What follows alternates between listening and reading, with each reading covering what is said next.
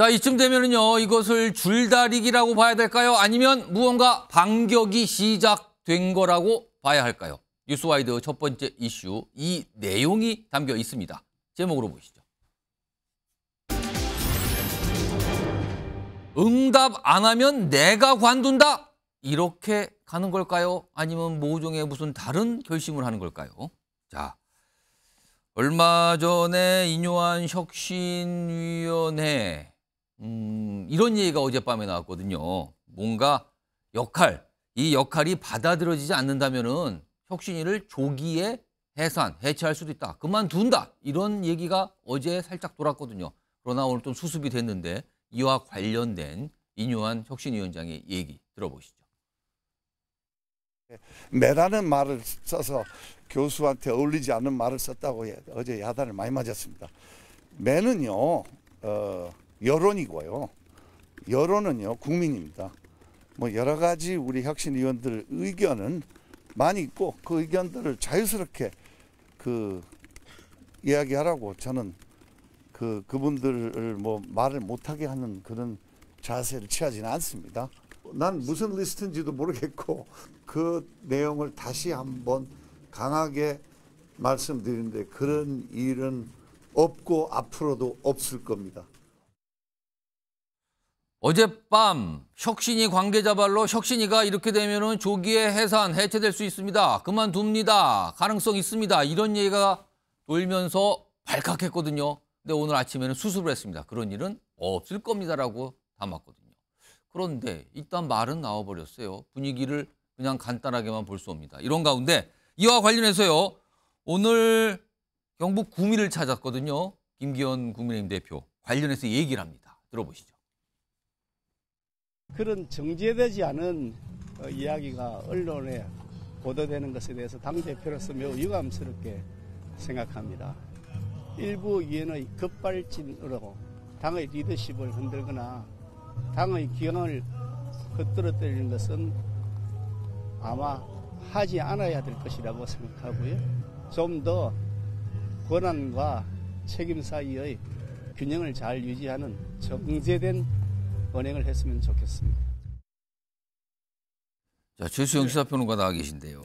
뭐 여권 사정을 좀 넓게 주의 있게 보시니까 혁신위의 조기 해산 이건 뭐 보통 일이 아닌데 이게 어제 밤에 살짝 그럴 수도 있다 나오다가 오늘 좀 이게 걷어들였거든요. 그렇지만 이거를 혁신위 차원의 의도된 어떤 발언이나 행동으로 봐야 됩니까? 아니면 단순 실수로 봐야 됩니까? 이거 어떻게 좀 이해하고 계십니까? 혁신위를 해산할 수 있다. 이런 발언이 정말 단순한 실수일 수는 없죠. 이건 그러니까 혁신위 내부에서는 전 굉장한 지금 경론이 있었다고 봅니다. 이걸 얘기를 했다 분명히. 그렇죠. 왜냐하면 이렇게 가면은 혁신위가 사실상 형해화되는 거고 무력화되는데 이게 무슨 존재 의미가 있느냐. 사실 어떤 정당이든요. 혁신위와 비대위가 출범하게 되는 거를 저는 정치의 아웃소싱 현상이라고 얘기합니다.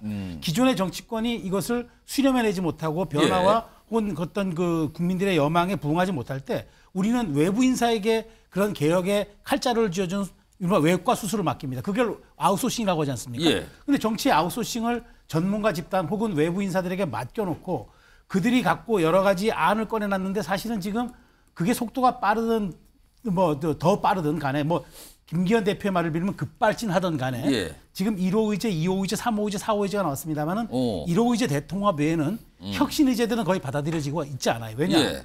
특히나 혁신 의제 가운데 뭐 의원 정수 축소, 뭐 특권 내려놓기 이거는 법을 통해서 해야 할 일이니까 민주당과 함께 해야 될 일이고 결국 험지 출마와 기득권 내려놓기 이런 부분 그다음에 불출마 이런 부분에 대해서는 지금 아무도 확답이 사실 안 된 거예요. 이용 의원 정도 했다고나 할까요? 그러면은 혁신위가 지금 혁신의 의제로 꺼내는 것들이 지금 무력화되고 있다는 방증이란 말이죠. 어쨌든 속도 조절이라는 이야기는 할 수 있으나 혁신위가 이렇게까지 가는데 문제가 있고 실제로 성과를 내지 못한다는 위기감이 한 달 가까이 되는 혁신에 있었을 거예요. 그래서 대변인격인 김경진 의원이 치고 나가고 이른바 배드캅의 역할을 맡고 인요한 위원장이 이걸 수습하는 굿캅의 역할을 나눠서 가진 지금 형국인데 저는 어쨌든 1, 2주 안에 혁신의 이런 동력들이 형해야 될 것이냐 더 나을 것이냐 당의 수렴 과정에 따라서 기로에 설 수 있다라고 분석합니다.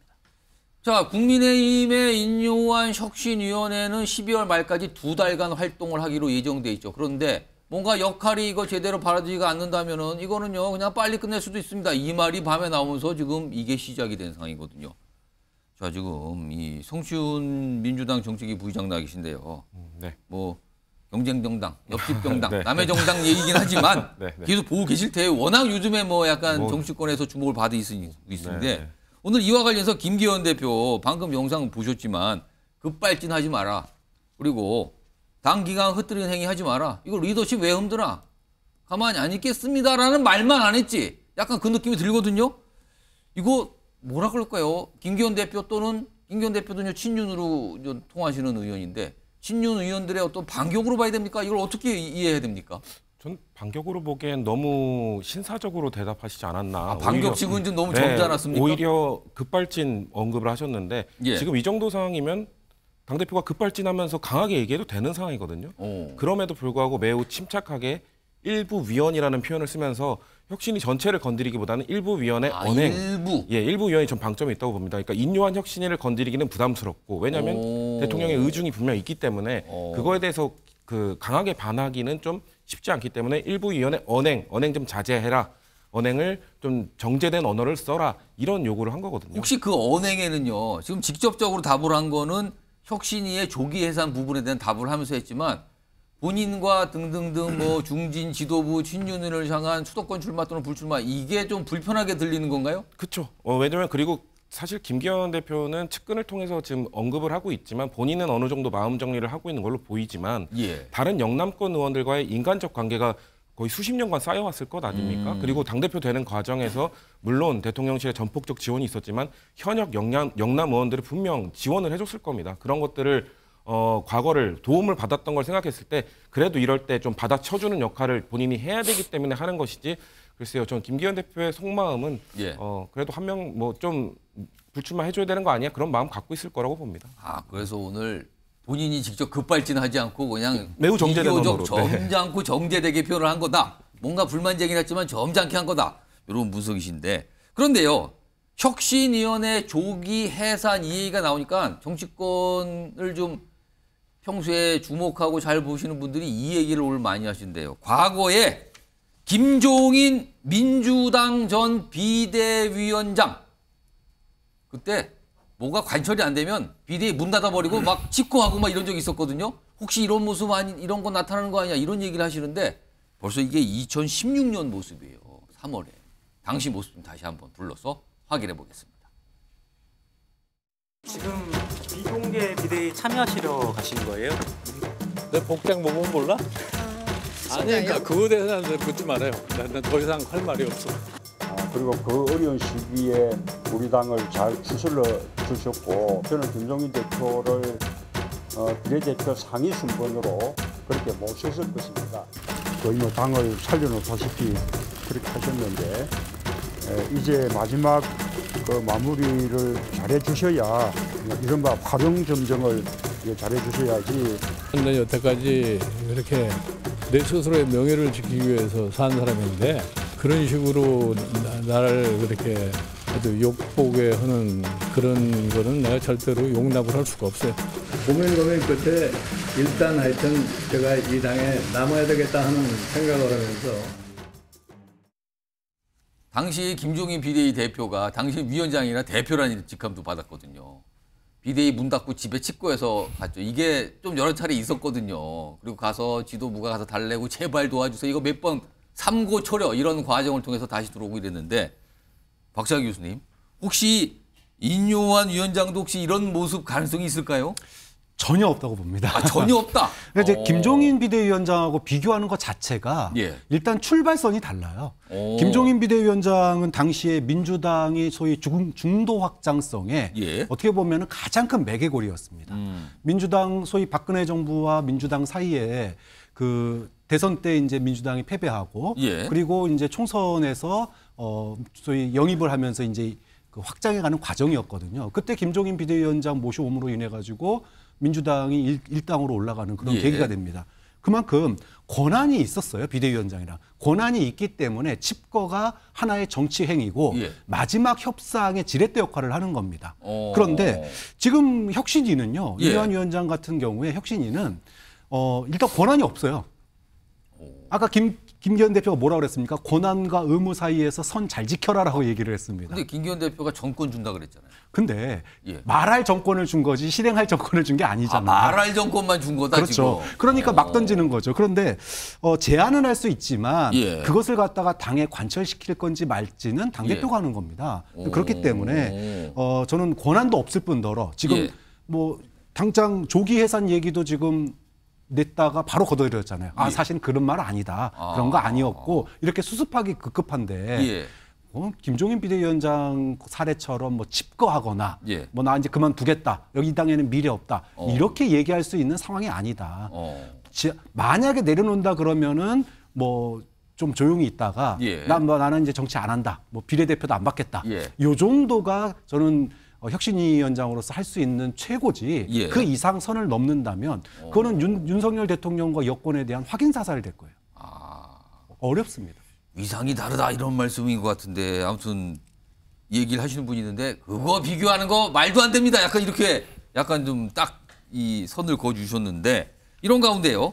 최근에 인요한 위원장 혁신 제안도 있고요. 본인이 직접 공고한 안도 있고 여러 가지 어떤 요구사항들을 당에 내놨거든요. 근데 이와 관련해서 하태경 의원이 이걸 해석을 좀 합니다. 이게 어떤 의미라고요? 들어보시죠. 소위 이제 대통령을 사랑하면 내려놓으라. 그러니까 인요한 혁신위원장이 그 얘기를 했잖아요. 그래서 저도 혁신위원장 개인 생각인지 대통령의 어떤 마음이 들어 있는 건지 이제 유심히 봤는데 제 결론은 우리 당 제 결론뿐만 아니라 당내 다수 중론은 대통령 주문이다. 그럼 최인정 변호사, 그러면은 혁신위원회에서 내놓은 메시지는 곧 윤석열 대통령의 의중이 반영이 된 것이다. 이 해석인데 이거 어떻게 보십니까? 뭐 수학의 어떤 뭐 논리식을 보는 것 같은데요. 그렇다고 하면은 인요한 그 혁신위원장의 의견이 윤석열 대통령의 의견이면 하태경 의원의 의견은 이준석 전 대표의 의견입니까? 서로 일치하지 않지 않습니까? 결국 억지로 해서 그 취지를 이렇게 얘기를 하려고 하는데 말씀드린 것처럼 인요한 혁신위원장의 오셔서 하신 말씀이 뭡니까? 두 가지 키워드는 하나는 통합과 혁신 그리고 그 사이에 들어있는 교집합이 희생입니다.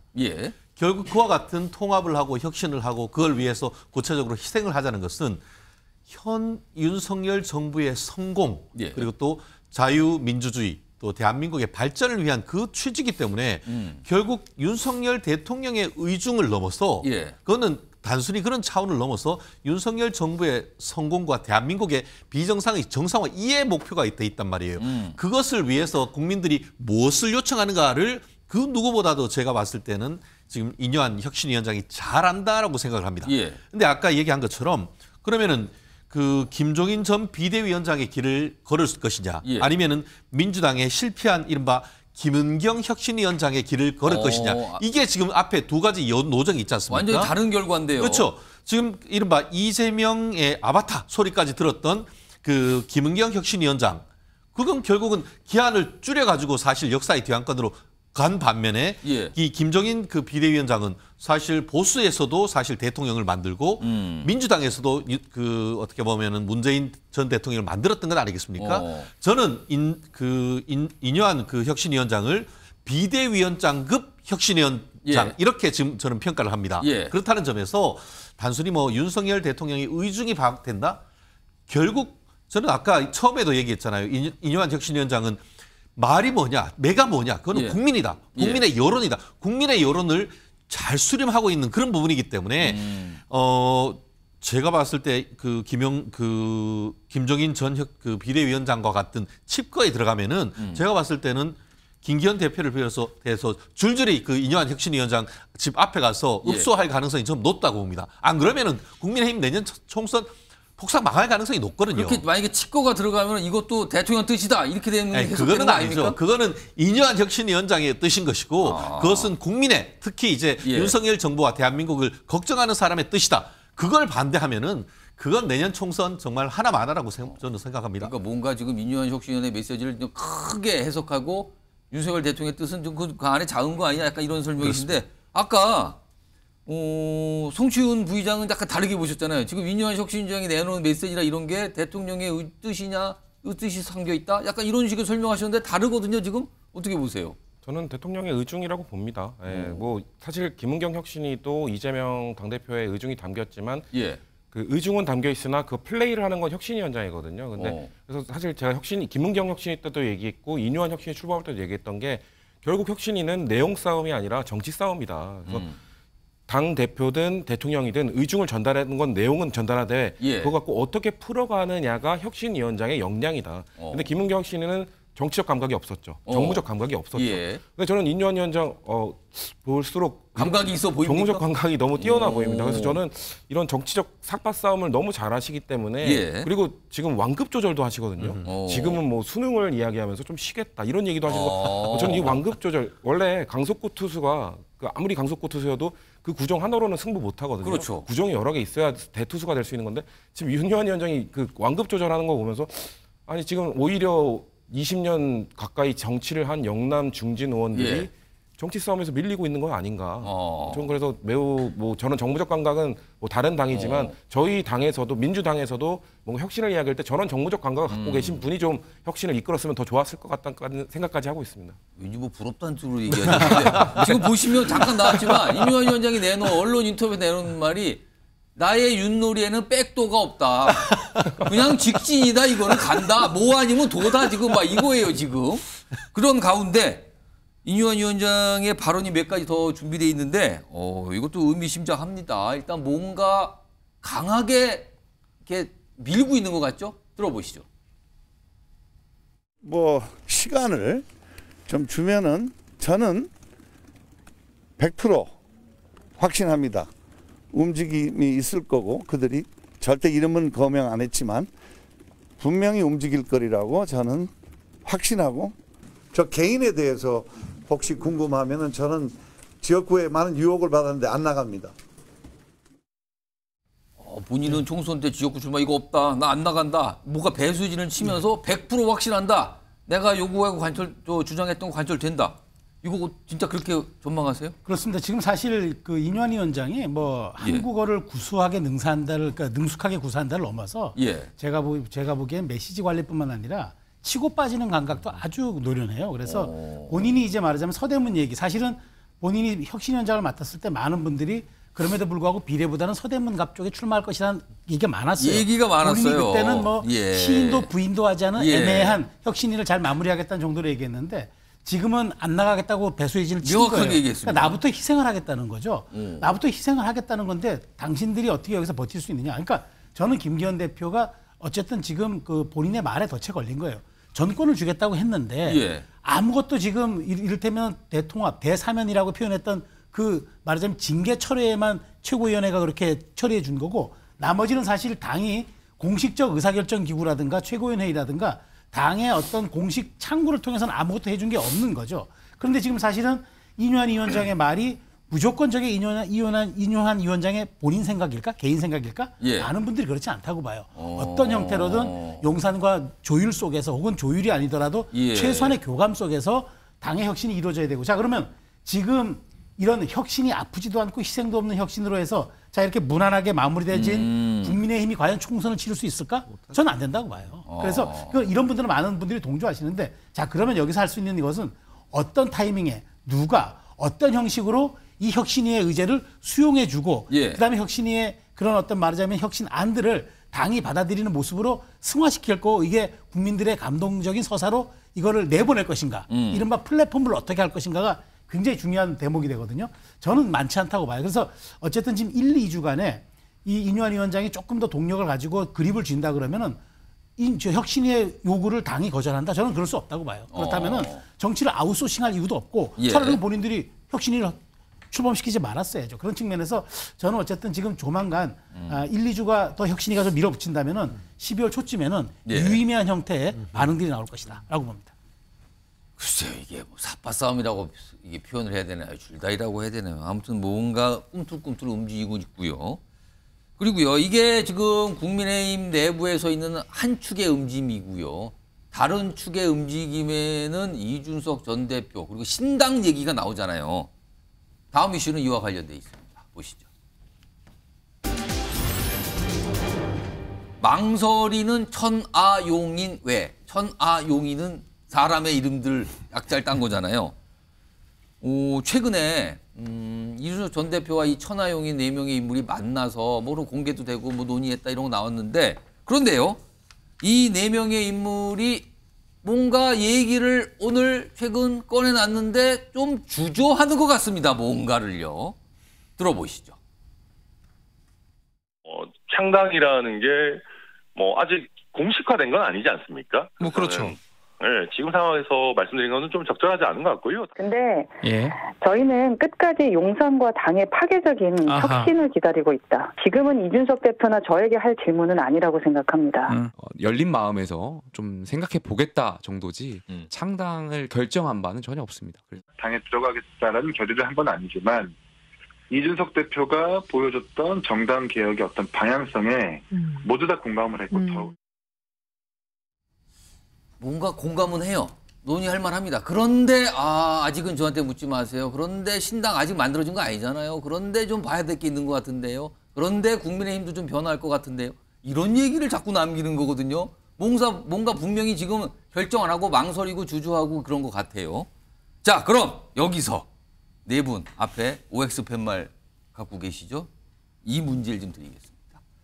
자, 천하용인이라고 불리는 4명의 인물, 뭐 이준석 걔라고도 그럽니다. 이 4명의 인물 결국엔 모두 이준석 신당에 합류한다고 보시면 O, 그럴 일은 없다고 보시면 X입니다. 골라주세요. 자, 가슴 쪽에 올려주시기 바랍니다. 4분 중에 3분이 X고요. 유일하게 한 분만 O입니다, 지금. 자, 그럼 유일하게 한 분만 O인데 박찬 교수님 들고 계세요, 4분.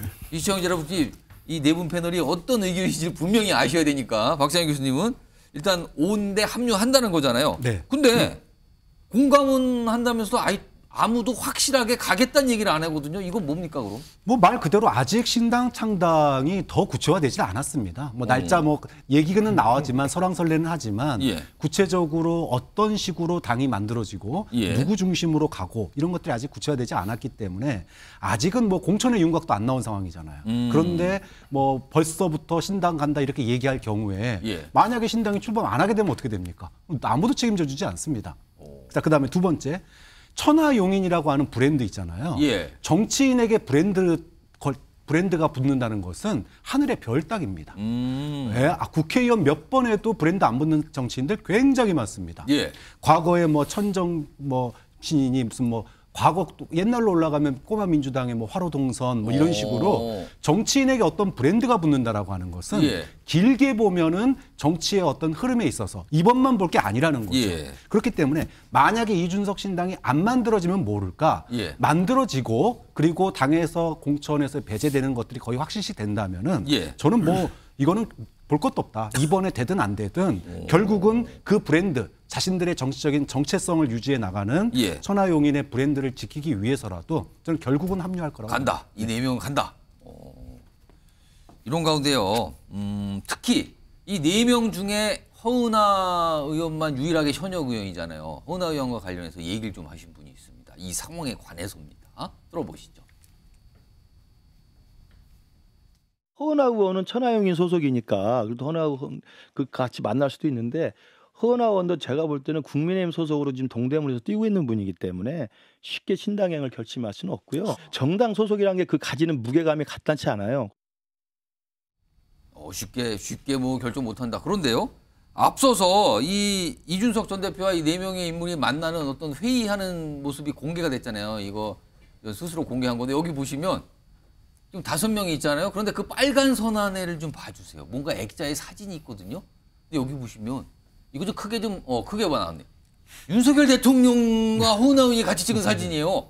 이걸 거기다 걸어놓는데 그 장소에서 회의를 했거든요. 이거 갖고도 좀 정치권에서 아니 저 사진은 뭡니까 지금 이렇게 됐거든요. 최수영 전문가께. 아마도 장소를 허은하 의원이 제공한 것 같죠. 아무리 봐도요 지금요. 맞아요. 동대문 사무실입니다. 근데 저 사진이 딱 있는 상황에서 저걸 또 하필 찍었단 말이에요. 가장 고민이 깊은 사람이 허은하 의원이라고 하는데 왜 그런 겁니까? 간단하죠. 허은하 의원이 신당에 합류하는 순간 비례대표 의원이기 때문에 의원직 상실합니다. 탈당을 해야 되니까. 탈당을 해야죠. 신당에 합류하는데 국내인 이중당적 갖고 갈 수는 없잖아요. 탈당을 해야죠. 그럼 탈당을 하는 순간 의원이 아니에요. 그러네요. 그렇죠. 그러니까 의원 자격으로 함유가 안 되는 겁니다. 제명을 하면 의원이 유지되지만 탈당은 아니군요. 제명을 누가 시켜주겠습니까? 갑자기 지금 그럴 리도 없고. 그래, 자 그렇다면은 저는 이제 그래서 이제 그 또 허은하 의원은 그렇고 지금 사실은 저 지역에서 경쟁하고 있는 분이 지금 혁신위원회 대변인격을 맡고 있는 김경진 의원입니다. 둘이 경쟁 상대예요. 아, 지역구요? 지역. 그렇죠. 동대문 갑일 겁니다. 또 간단하지 않네요. 그러면 여러 가지 복잡한 상황이 있고요. 또 하나 이제 천하람 지금 위원장도 뭐 저하고도 뭐 방송을 오늘 같이 했습니다마는 3월 9일 날 당 대표 경선에 나왔잖아요. 그렇습니다. 그 이후로 그 전에 천하람과 3구 경선 이후에 천하람이 달라요. 그렇죠. 무게감도 다르고 이른바 발신하는 메시지의 경중도 완전히 달라졌어요. 그러면 위상이 좀 달라졌다는 쉽게 뜻입니까? 말해서 이준석 대표의 수하 사람이 아니게 된 거예요. 천하용인이라도 그 전에 천하용인에서 천하람이 갖고 있는 위치와 위상이 지금 확실히 달라졌습니다. 그러면은 예를 들면 천아용인인데 그럼 위상이 달랐으면 천아용인도 이게 길게 가는 겁니까? 그러면 천은 이제 이준석에 가깝게 가 있는 천이라고 봐야죠. 자 그렇게 된다면 제가 드리고 싶은 말씀 왜 신당에 얘기해서 이준석 전 대표가 나는 주 전선을 TK로 갈 것이다 하니까 바로 천하람 그 위원장이 반기를 듭니다. 아니 왜 주전선을 왜 수도권에 경쟁이 있는 곳을 놔두고 TK로 가냐. 다른 의견이네요. 다른 의견 냈죠. 그래서 저는 그런 여러 가지 상황을 놓고 봤을 때 이준석 대표의 지금 신당은 어디까지나 사실은 본인이 어떤 정체성과 자기의 정강 정책 이런 것 때문에 당을 창당하는 게 아니라 작용에 대한 반작용으로 지금 신당이 만들어지는 거예요. 카드를 용산에 던져놓고 당신들의 개혁과 쇄신이 우리 마음에 안 들면 우리 당 나갈 거야. 그러니까 주체가 신당이 아니라 용산의 결정에 따른 반작용으로 신당이 나간다는 거잖아요. 그러면은 이 동력은 이준석이 갖고 있는 게 아니라는 거예요. 그런 측면에서 천하용인이 한 묶음으로 움직일 것이다. 정치적 상황과 여러 가지 현실적 여건도 있지만 기본적으로 함께 할 수 없는 여러 가지 요소들이 너무 많습니다. 전 그래서 X표를 하는 겁니다. 이 사진 다시 나왔는데요. 그러고 보니까 지금 저게 허은하 의원 사무실에서 열렸는데 윤석열 대통령과 허은하 의원이 정부 초기에 같이 찍은 사진을 액자에 껴서 고이고이 보관한 장소거든요. 그런데 저기서 저 회의를 했다는 건데 그렇다면은 저거는 아직까지 뭔가 당에 대한 뭔가 남아있다. 그리고 허은하 의원도 직접 국민의힘 자체가 변하는 모습까지 봐야 된다. 이런 취지의 얘기를 꺼내놨거든요. 그렇다면 이거는 좀 뭔가 이준석 전 대표하고는 생각이 다르다라고 해석하면 무릴까요? 아무튼 이런 얘기들이 나오는 상황인데 다른 두 분도 좀 X거든요. 일단 이 성추현 부의장 X 어떤 이유에서 안 돼. 내가 모두 가는 일은 없다. 이거죠. 그럼. 저는 뭐 한두 명도 아니고 일단 전제는 저는 계획적인 플레이라고 봅니다. 계획적인 플레이. 지금 저는 천하용인이 그 네 분이 지금 이 이준석 전 대표와의 동행하는 관계를 보면 지금 개인 플레이라고 보기에는 그것보다는 좀 더 그 조직적이고 또 팀 플레이라고 보기에는 좀 느슨하고 허술한 면도 있습니다. 그러니까 실제 이준석 전 대표의 속도가 좀 다릅니다. 그래서 이준석 대표 속도가 빠르기 때문에 다른 이 천하용인과의 속도가 차이에서 오는 그런 메시지의 엇박자 이런 건 있을 수 있다고 보는데 근데 분명 전날 회동을 한 이후에 지금 메시지들이 쭉쭉 나오지 않았습니까? 이런 걸로 봤을 때 저는 계획된 양면 전술입니다. 그러니까 저는 입장을 나눴을 거라고 봅니다. 네 명은 계속해서 그 잔류 얘기를 얘기하면서 이준석 전 대표는 계속해서 군부를 떼는 거죠. 신당의 군부를 떼면서 존재감을 키우는 이 양면 전술이 잘 되면 존재감을 서로 키울 수 있고 만약에 잘못되면 좀 간보기, 우왕좌왕하는 모습을 보일 수 있는데 지금 저는 잘 되는 걸로 보이는 거고 저는 이준석 전 대표가 지금 자기가 가장 잘할 수 있는 걸 어필하고 있다. 홍보거든요. 홍보. 대선 때도 홍보본부장 하고 싶어 했잖아요. 그래서 지금 자신이 오늘도 지금 여기서도 이슈를 첫 번째를 인요한 혁신이 이야기한 다음에 두 번째를 야당으로 가는 게 아니라 지금 이준석 신당으로 가고 있잖아요.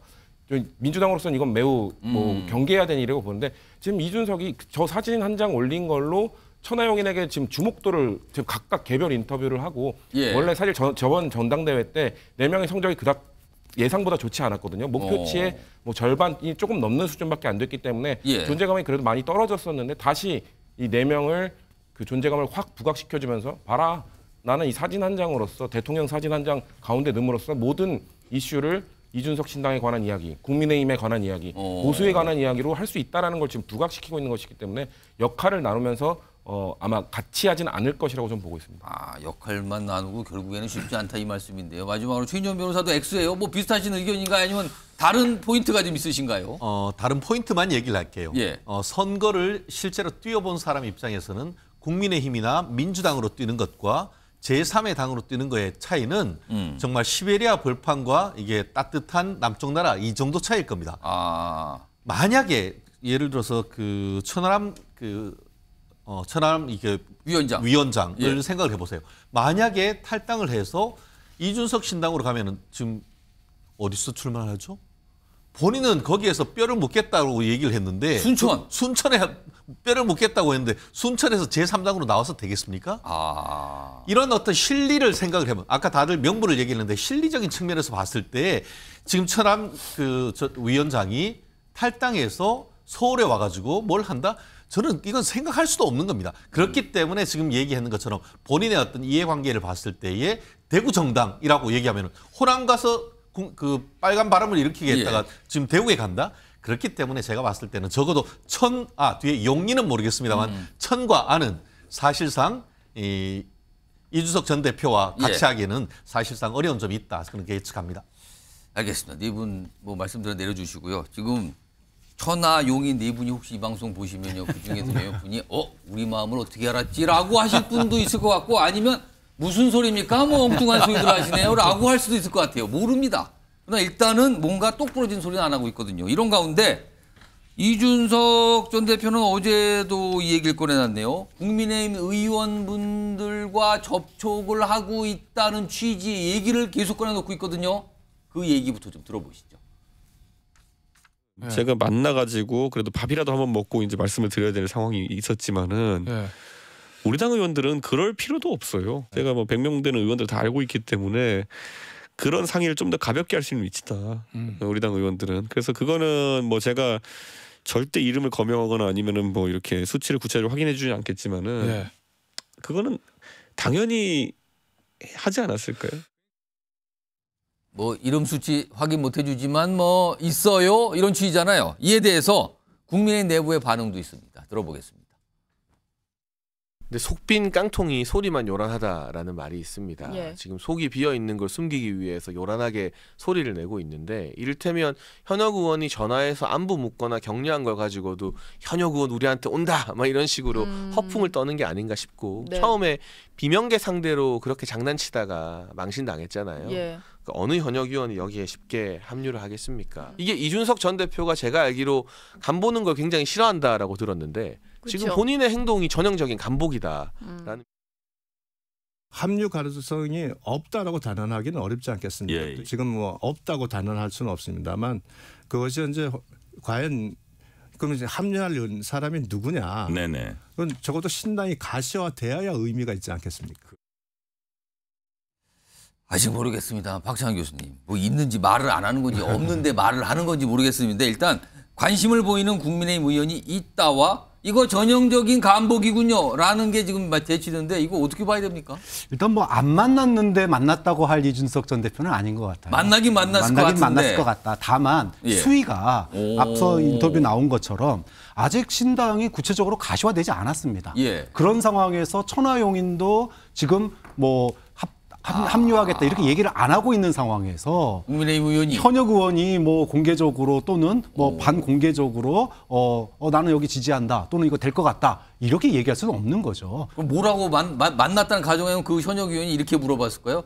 그 신당 뭐 잘 되고 있어요? 그렇죠. 뭐 그 정도고 그 다음에 이제 지금 혁신이 통해서 뭔가 분위기가 살지 않으면 정말 총선 어려운데 그때는 뭐 한번 판을 어떤 좀 바꾸기 위해서라도 뭐 이 전 대표가 더 힘내야 되는 거 아니냐. 요 정도의 어떤 대화들이 주고받지 않았을까. 그렇다면은 뭐 그 정도 얘기는 지금 상황에서 얼마든지 할 수 있는 거죠. 당을 걱정하고 보수의 판을 걱정한다면은 총선에서의 완패를 막기 위해서는 마지막 카드로도 생각해 볼 수 있는 여지가 있기 때문에 그거를 이준석 대표가 뭐 어느 정도 어느 정도의 문의나 대화는 있었다 이렇게 포장할 수 있겠죠. 하긴 사회생활 하다 보면 어떤 게 거래나 딜 같은 걸 하는 경우가 있잖아요. 근데 이제 양자가 만나서 왔는데 양쪽 얘기가 틀린 경우가 있어요. 한쪽에서는 만난 것 같고 이거 계약 다 됐어요? 라고 얘기하시는 분이 있는가 하면 어떤 분은 그냥 얼굴만 본 거예요. 얘기 잘 안 되던데요? 라는 분이 있어요. 똑같은 상황인데. 이게 그건지 아닌지 모르겠습니다만 이것도 역시 지켜볼 지점이 많습니다. 지금요. 자, 그럼요. 지금까지 다뤘던 내용과 관련해서 미니 인터뷰 지금부터 진행해 보겠는데요. 대구에서 3선 지내고 지금 우리 공화당 대표를 맡고 계시죠. 조원진 대표 연결해 보겠는데요. 자, 조원진 대표님 나와 계시죠? 정말 오래간만입니다. 예, 오랜만에 나오셨군요. 예. 알겠습니다. 최근 여당 상황 그리고 TK 민심 좀 제가 질문 드릴 건데 우선 첫 번째 질문은 자, 이준석 대표 요새 인터뷰 정말 많이 하는데 거기서 나온 내용 중에 몇 가지 중에 공통점 중에 있는 게 영남 지역 기반으로 신당을 만들어서 영남에서 30석가량 얻는 게 목표라고 했는데 이 숫자 정말 가능하리라고 보십니까? 불가능합니다. 불가능이다. 지금 아마 이준석 대표 대구 출마가 불가능할 거예요. 대구 출마도요? 대구에 뭐 조영 의원 지금 인요한 혁신이가 김기현 조영 뭐 이렇게 콕 찍었잖아요. 예. 조영 의원은 공천 받아야 되는데 이준석 전 대표가 조영원 지역구 가면 조영 의원으로 봐서는 땡큐죠. 그 지역이 그 김부겸 전 총리가 당선됐던 지역이에요. 예. 수성갑인데 거기 가도 뭐 현직 의원들은 지금 뭐 아무튼 이준석 대표가 오는 걸 현직 의원들 좋아하는 것 같아요. 왜냐하면 경선 공천보다는 이준석하고 싸우는 게 훨씬 쉽다 이래 보는 거예요. 그럼 대구 민심이 대구에 바람이 없다 예. 이런 겁니다. 그러니까 대구 민심이 약간 그런 식의 반응을 보이고 있다는 겁니까? 그러면은? 뭐 대부분 다 뭐 이준석, 유승민 뭐 동질체로 보고 뭐 그렇게 대구 와서 과거의 자민련 바람 뭐 이런 식의 힘들다 이렇게 대부분 느끼고 있습니다. 자, 그런데 지금 방금 1996년 대구에서 자민련 바람이 분 거 이게 이제 이준석 전 대표가 내놓은 어떤 사례의 근거가 되는 사례가 하나가 있고요. 그리고 2016년 호남에서 안철수 의원이 이끌었던 국민의당이 성공한 것을 지금 이준석 전 대표가 예로 들고 있어요. 그런 경우가 있지 않는가. 이건 어떻게 보십니까? 호남 민심은 조금 전략적인 선택을 선거 때마다 하시더라고요. 그런 부분을 소위 안철수 후보가 안장을 잘 탄 거고. 예.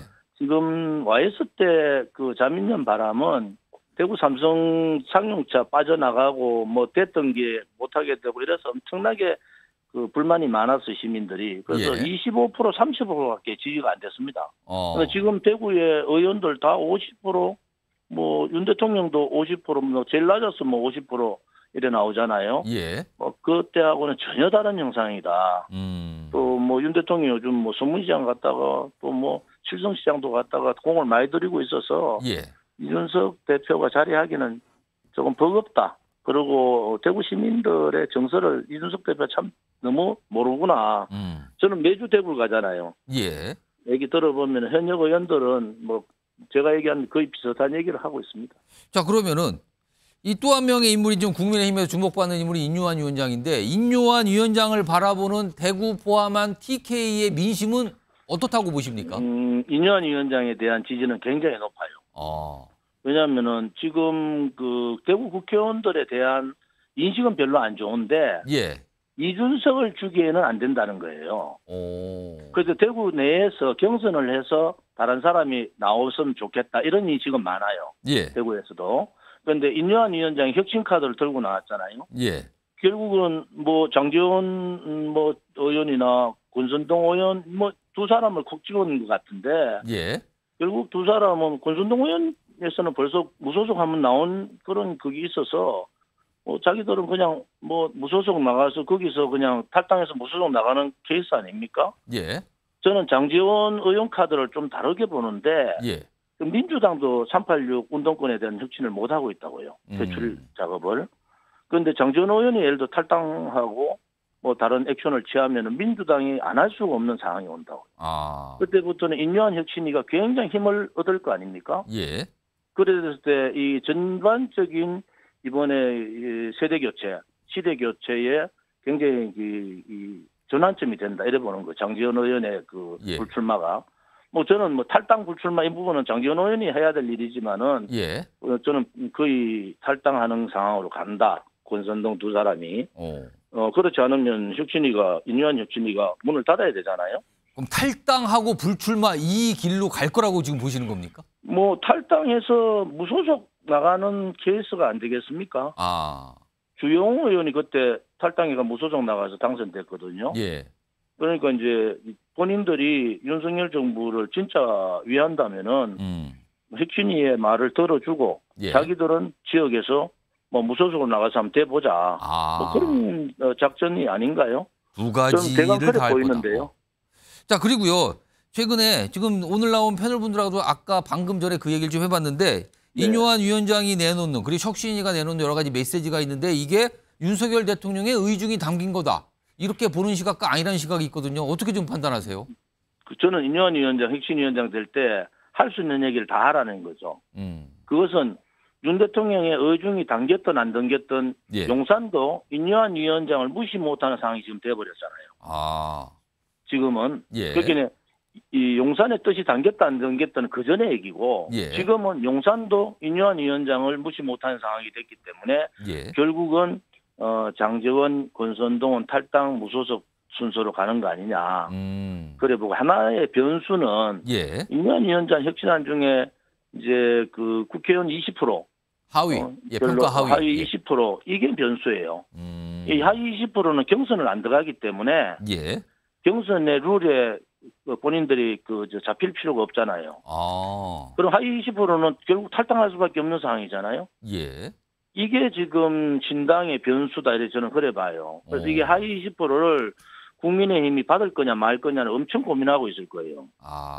하위 20%를 하게 되면 경선을 붙으면 출마 못 하잖아요. 그렇습니다. 근데 하위 20%에서 경선 전에 탈락돼 버리면은 이 사람들은 현직 의원들이 20% 가면 한 20명 되잖아요. 이 사람들이 그냥 아이고 마 죽었습니다 하고 가만히 있을 사람들은 어디 있어요? 뇌관이 될 수 있다는 것 같네요. 신당을 가든 무소속을 가든 가겠죠. 자, 인요한 위원장 얘기 좀 해봤는데요. 최근에 사실은 인요한 위원장을 대하는 이준석 전 대표의 태도, 특히 부산에서의 어떤 어떤 행사장에서 그 태도가 논란이 됐는데 이런 모습에 대해서 대구 경북 TK 쪽 분들은 어떻게 좀 보고 계십니까? 싸가지 없다 보죠. 바로 그냥 간단하게 말씀하시는데요, 지금. 대구 경북이 보수인데 굉장히 보수적이에요. 그런데 그렇게 얘기한 자체가 제가 지금 신당에 대해서 나름대로 굉장히 가능성이 있다 이래 봤는데 요 근래에 안철수 의원하고의 설화 그다음에 특히 이제 부산 가서 인요한 위원장을 미스터 랜턴 이렇게 얘기한 것은 뭐 대구로 봐서는 거의 이제 떠났다 이래 보시면 돼요, 민심이. 왜냐하면 정치인도 기본적인 예의나 도리가 있어야 되잖아요.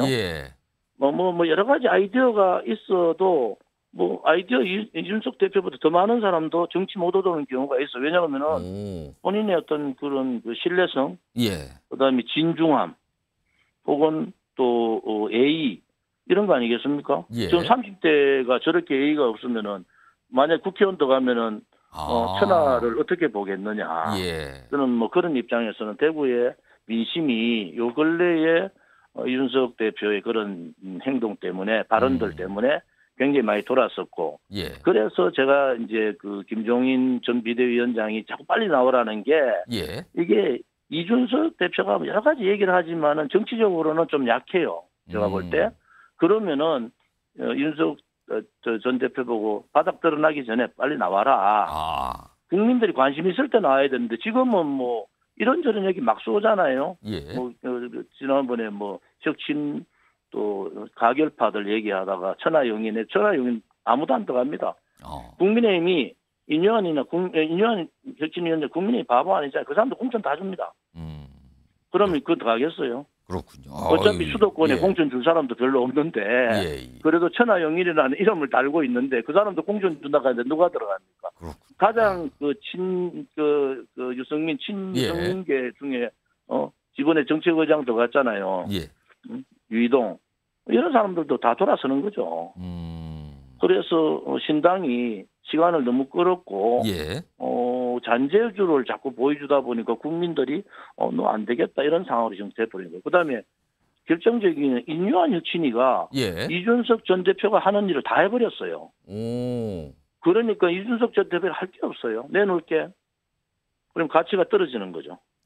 자, 그럼 지금 이 조원진 대표께서 요즘에 이제 정치권 상황에 대해서 요즘에 여러 가지 전망 좀 많이 하고 계신데 지금 TK 지역에서 이준석 관련된 바람은 불지 않을 거다 이런 전망을 내주셨는데 그렇다면 그 경우라면 결국 이준석 대표는 어떤 선택을 할 거라고 보십니까? 결국은 유승민 의원하고 손잡고 그 비례대표 쪽으로 갈 수밖에 없지 않느냐. 소위 이준석, 유승민이 당선 그 국회의원 출마를 해서 그쪽 사람이 당선된 거의 불가능해. 대구도 마찬가지고. 예. 그러면 비례대표 쪽으로 갈 수밖에 없다. 지금부터 이제 비례대표 순번 전하는 게 굉장히 골치 아플 겁니다. 비례 정당을 지금 말씀하시는 겁니까? 뭐 비례 정당 만들어서 지역구 내지 않고 비례 정당으로 뭐 그렇게 나가겠죠. 이준석 전 대표가 대구에서 무소속으로 출마해도 가능성이 없다고 보십니까? 무소속도 힘듭니다. 지금은. 그래 너무 이게요. 예. 신당 얘기가 벌써 6개월 가까이 나오고 있단 말이에요. 그 중에 벌써 한 달 정도는 혁신위가 들어서 가지고 이준석 대표 하는 얘기를 다 해버렸어요. 그다음에 뭐 여러 가지 김종인 비대위원장이 빨리 들어라 하는 이유가 있는 겁니다. 이제는 주변이 자꾸 이제 벽을 칠 거라고요. 예. 그 벽을 치는데 국민의힘으로 봐서는 뭐 수도권 후보도 없는데 뭐 이 사람 저 사람들 가능하면은 젊은 후보들 내서 출마를 시켜서 당선돼도 오도록 그렇게 하는 게 정치공학적으로 그렇게 하는 게 맞습니다. 자, 뭐 여러 가지 질문 많이 들었는데 마지막 질문 하나 드릴게요. 자, 윤석열 대통령 얘기 아까 잠시 하셨는데 지난달 말 이후 최근은 한 달 정도 안 되는 사이에 안동 방문, 그다음에 대구에 다시 해서 뭐 재래시장 방문도 있었고요. 그러니까 TK 지역을 또 방문한 거예요, 2차례. 그리고 오늘은 김기현 국민의힘 대표가 구미를 방문해서 박정희 전 대통령 탄생 106돌 기념식에 또 참석까지 했거든요. 그만큼 TK에 지금 당대표나 대통령 모두 공을 들이고 있는 상황인데 TK 민심들이 지금 바라보는 대통령과 여당 대표 지금 어떻게 좀 바라보고 있습니까? 결국은 그 지지 계층 소위 내 집 단속부터 먼저 하겠다는 거 아닙니까? 예. 그러니까 대통령이나 국민의힘 지도부는 TK 영남권의 지지 계층을 그대로 끌고 가고 인요한 혁신위는 혁신을 통해서 중도를 들어가는 그런 양동작전이 지금 벌어지고 있다. 이렇게 볼 수가 있겠죠. 그러면은 대통령이 제가 뭐 그래 행동하는 것은 저는 뭐 대통령이 소통하는 방법은 뭐 TK든 영남권 많이 가시는 거 좋은데 뭐 또 야당 대표하고도 한 만나셔라. 뭐 그 만난다 해서 뭐 대통령이 뭐 법을 사해 주는 것도 아니고 법은 대통령이 하는 거 아니고 사법부가 하는 거 아니겠습니까? 그런 입장으로 봐서는 좀 통 크게 이재명 대표도 만나고 소통을 더 내가 야당하고도 소통한다 이 정도는 넘어서야 된다는 거죠. 이재명 대표가 만나는 말씀인데 그런 얘기 있잖아요. 국민들이 됐다 갈 때까지 소통해라. 그런 얘기.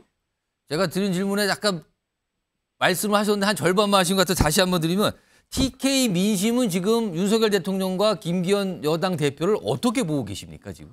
뭐 윤 대통령에 대한 부분은 뭐 대통령으로서 집권 여당 대통령으로서 뭐 지금 60%에서 50% 떨어지고 가지만은 결국 선거철 되면 올라가는 거고요. 김기현 대표가 지금 머리가 좀 아프실 거예요. 김기현 대표도 같이 어떤 결단을 해야 되잖아요. 시기 방법을 얘기하시는데 너무 오래 안 끌고 나름대로 정치적인 어떤 결정을 좀 하시는 게 좋겠다. 그런 생각을 갖고 있습니다. 김기현 대표에 대한 대구의 민심은 뭐 그렇게 썩 좋다 이렇게 할 수는 없습니다. 알겠습니다. 오늘 여러 가지 질문에 여러 가지 답변을 해주셨습니다. 오늘 말씀 여기까지 듣도록 하죠. 지금까지 조원진 우리공화당 대표였습니다. 고맙습니다. 네, 감사합니다. 여러 가지요. 굉장히 단호하게 그냥 뭐 싸가지 발언부터 시작해서 절대 못 간다. 천하영이 다 안 된다. 못 간다. 뭐, 굉장히 단정적인 이 표현을 쓰시면서 말씀을 좀 해주셨습니다. 알겠습니다. 자, 여당과 관련된 사항 좀 길게 미니 인터뷰까지 전해드렸고요. 다음은요, 야당 상황인데요. 이것도 사실 여권과 좀 관련이 있는 야당 상황입니다. 제목으로 보시죠. 릴레이인데 이게 보통 릴레이가 아닌데요. 한동훈 욕하기 릴레이가 있답니다. 지금요. 민주당 내에서 그런가 본데 얼마 전에 지난 9일인가요. 송영길 전 대표가 조계사에서 어떤 행사장에서 마이크 잡고 한동훈 장관에서 정말 험한 얘기를 했거든요. 건방진, 어린, 물병 이런 얘기 꺼내면서. 근데 오늘도 언론 인터뷰에서 한동훈 장관 얘기를 꺼내놨습니다. 그 얘기 좀 들어보겠습니다. 제가 말씀드린 것은 생물학적 어리다는 게 아니라 국무위원으로서 일국의 법무부 장관으로서 너무나 가볍고 참을 수 없는 존재의 가벼움에 모든 정치적 사안에 대해서 대거리를 하고 논평을 하고 인격과 경륜이 너무 유치하기 때문에 이것을 제가 지적한 말이다. 그리고 도덕적을 이야기하는데 한동훈 장관이 나보다 나이가 10살이 더 어린데 검사를 하셔가지고 재산이 43억이고 타워팰리스에 살고 계십니다. 나는 돈이 부족해서 서울에 아파트를 얻지 못하고 연립주택 5층에 지금 4억 3천만 원 전세 아파트 살고 있습니다. 사람들이 다 한동훈을 두려워하잖아요. 왜냐하면 말은 하지 않지만 지록 유마의 세상이 돼서 왜 이 사람이 인사정보관리단을 가지고 모든 고위 인사를 좌지우지하는 2인자 아닙니까? 진시 황제 때 그 지록 유마의 상황이 돼 있는 거예요. 조고, 환관 조고와 같은 역할을 하고 있는 겁니다. 의원 송영길 전 대표나 아니면 민영배 의원은 계속 강도 높은 좀 발언들을 하고 있는데 여기에 대한 입장은 또 있으실까요? 국민들께서 이번 기회에 그분들의 말과 그동안의 행동에 대해서 잘 보고 판단하실 거라고 생각합니다. 오늘 송영길 전 대표는 뭐 건방진 뭐 이걸 넘어서 환관 조고 얘기까지 나왔습니다. 와. 송치훈 부의장, 민주당 소속이신데요. 네. 송영길 전 대표의 요즘에 저런 발언들이 수위가 굉장히 높은데 이걸 어떻게 보고 계신지. 근데 일단 탈당을 한 상태 때문에 민주당에서 그냥 관망만 하고 있는 겁니까? 이거 어떻게 보고 계십니까? 글쎄요, 탈당을 하셨지만 당의 오랜 선배 정치인이시고 그리고 저희 세대와도 소통을 많이 하시는 분이세요. 그래서 처음 뭐 이런 사건이 터지고 했을 때는 참 안타깝게 보는 부분도 많았습니다. 왜냐하면은 송영길 대표의 검찰이 좀 과도하게 주변인들을 털고 있는 것도 사실이거든요. 별건 수사도 하는 것도 사실인데 그런 좀 측은한 감정, 선배 정치인에 대한 또 안타까운 감정이 분명히 있었는데 지금 정치인으로서 하면 안 되는 행동들을 계속 하고 계시거든요. 그러니까 일단 막말.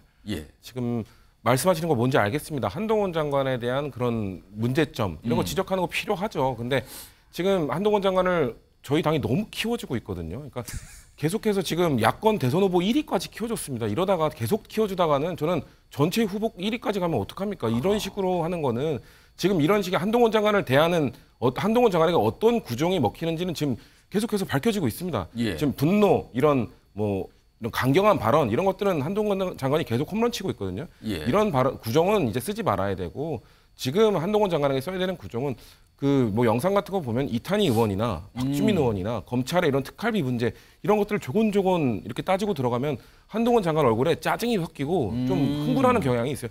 그런 식으로 그런 모습을 국민들에게 계속 보여줘야지.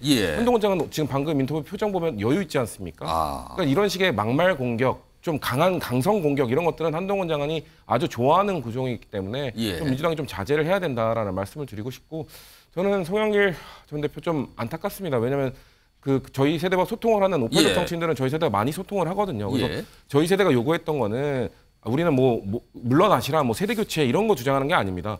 좀 더 이제 586 선배님들이 이제 선수를 늘릴 게 아니라 이제 체중을 늘릴 때가 되지 않느냐. 체급을 올릴 때가 됐다. 체중이 아니라 체급이죠. 체급이죠. 잘 말씀했습니다.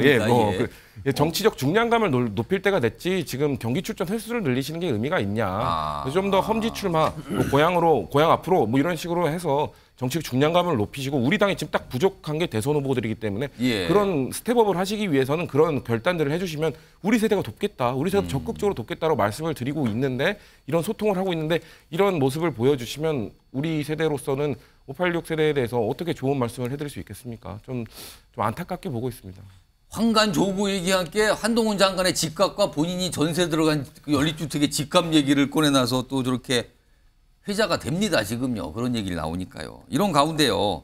송영길 전 대표의 무슨 바통을 받은 걸까요? 지금 계속 어떤 한동훈 장관을 몰아치고 있는 민주당 의원들이 계신데 이분들이 사실은 이번에만 그런 게 아니라 과거에도 한동훈 장관을 결코 좋게 안 봤거든요. 과거 영상 좀 확인해 보겠습니다. 영치금 보낸 게 운동하는 게 권력을 이용한 최악의 사법 방해라고 얘기하는데 법무장관 맞아요? 법무장관 입에서 진짜 나온 말이에요? 영치금 보낸 게 영치금 보낸 수사 방해가 정신 나갔네. 요즘 보니까 제 표현을 하자면 맛이 좀 갔어요. 전두환에게는 장세동이 있었듯이 윤석열 대통령에게는 한동훈 장관이 있습니다. 그러니까 중요한 것은 이런 행태를 국민들께서 가만히 두고 보시지는 않을 거라 이렇게 생각합니다. 저런 얘기들 꺼냈는데 최근입니다. 어제 오늘 사이에 나온 것들이에요. 이 글들이. 일단 민영배 의원은 XX가 많이 들어가요. 어이없는 XX. 단언컨대 정치를 후지게 한 건 한동훈 같은 XX. 개무시. 물 흐리고 뭐 이런 약간 분노를 글로 쓴 것 같죠? 다음 의원입니다. 방금 영상에 나왔죠? 유정주 의원. 그닥 어린 이거 뭡니까? 그닥 어린 놈도 아닌 정치를 후지게 이거 후지다는 말을 자꾸 쓰는군요. 이게 이 한동훈 장관이 얼마 썼던데 그러면서 한때는 살짝 신기했고 그 다음에 구토났고 이제는 그저 한동훈스러워 이런 뭔가 이렇게 비유를 한 것 같아요.